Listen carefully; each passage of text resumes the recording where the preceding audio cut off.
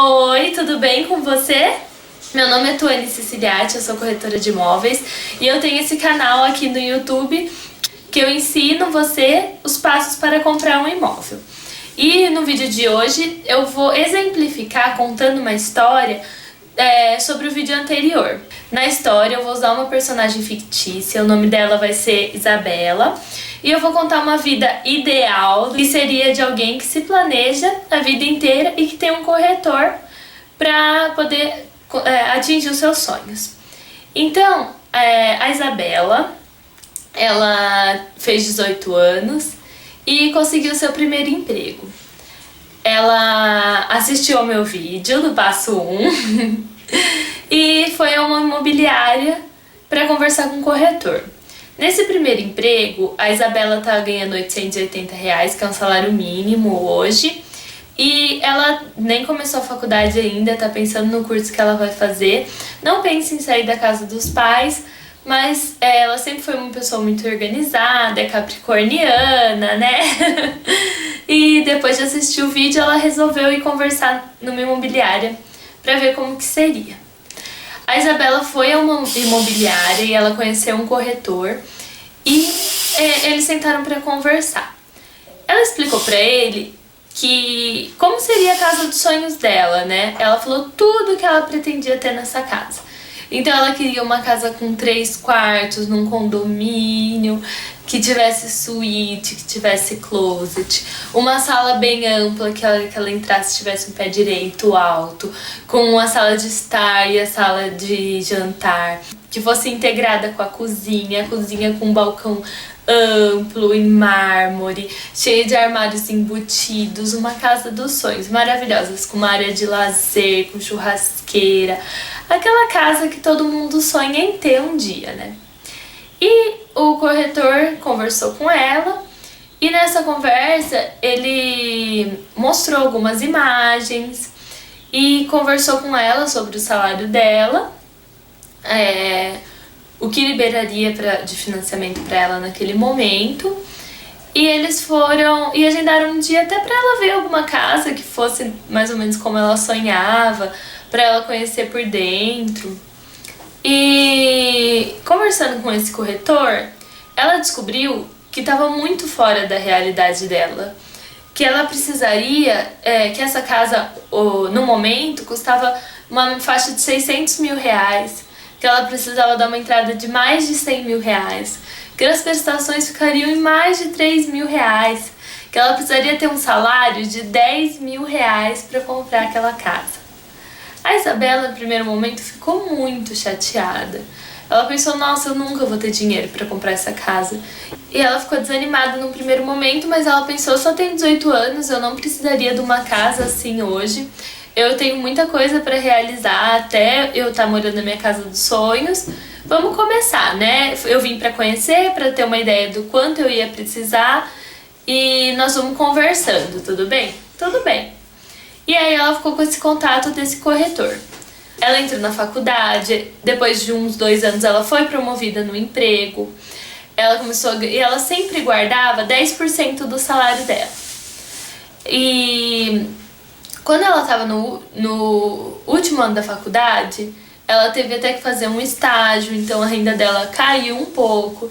Coisas normais que acontecem na vida de todo mundo.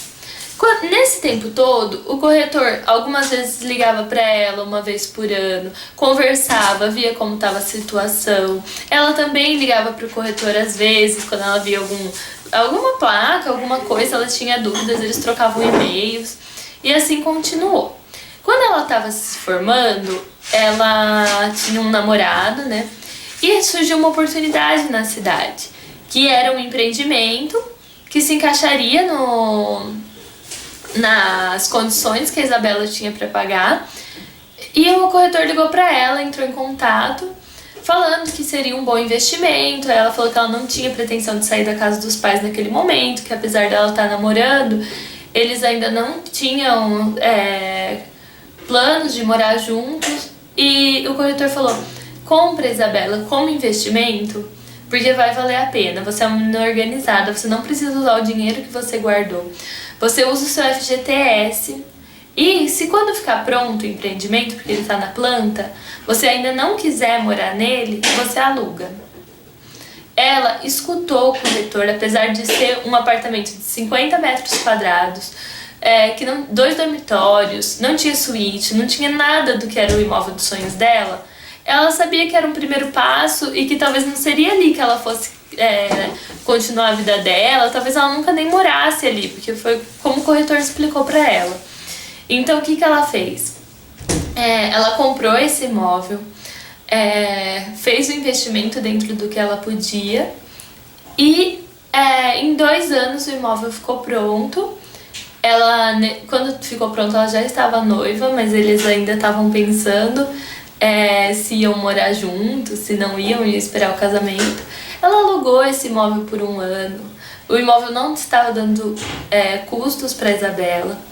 E quando eles resolveram morar juntos, como ela teve todos os custos com a festa de casamento, eles foram primeiramente morar nesse apartamento, que para 2 pessoas tinha um tamanho excelente, eles moraram muito bem ali. Chegou numa fase que o salário da Isabela já estava bem maior, ela e o marido já estavam estabilizados, e eles resolveram que seria a hora de trocar de imóvel. O apartamento deles, a cada 2 anos, eles iam quitando usando FGTS, você vai abatendo as parcelas. Isso tudo eu vou explicar com mais calma em outros vídeos pra vocês. Ela chegou com o corretor e conversou, falou: eu quero vender o meu apartamento porque a gente tá precisando de uma casa maior, a gente tá pensando em ter filhos. O corretor analisou a situação e, conversando com a Isabela, viu que aquele não era o melhor momento pra vender o apartamento. Na verdade, com as condições que ele tinha, com a poupança que a Isabela estava fazendo desde os 18 anos, com mais uma renda que o marido dela tinha, uma pequena poupança que ele tinha também, ele não era tão organizado quanto a Isabela, porque mesmo no mundo ideal, né, não estamos falando de pessoas perfeitas. E aí ele também tinha uma parte, para chegar na entrada que eles precisavam, eles venderam o carro deles, pegaram um carro mais em conta, mas eles conseguiram comprar a casa e ficaram com a casa e com o apartamento. Eles moraram nessa casa, que era uma casa maior, já tinha os 3 quartos, mas não era em condomínio, uma casa muito boa também, mas não era a casa dos sonhos da Isabela. Eles moraram lá por um tempo, a Isabela teve o nenê e a vida foi continuando, e ela foi conversando com o corretor, tudo continuando. E depois de 5 anos deles terem comprado a casa, chegou o momento que o mercado estava bom, estava favorável para vendas.